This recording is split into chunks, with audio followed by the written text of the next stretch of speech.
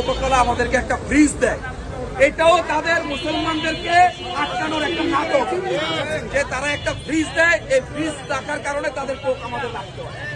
আমি মোজো কোম্পানিকে বলবো তারা যেন ইমানি দায়িত্ব হিসেবে প্রত্যেকটা দোকানে মোজো একটা করে ফ্রিজ দেয়, মোজো রাখা যাবে।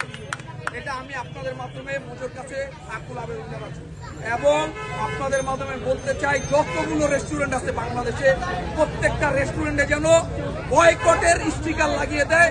আমরা ইসরায়েলি পণ্য বিক্রি করি না, এখানে ইসরায়েলি কোনো জিনিস পাওয়া যায় না।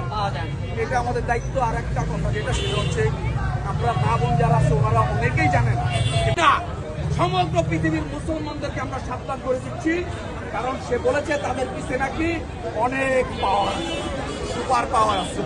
আমি আপনাদের মাধ্যমে জানাতে চাই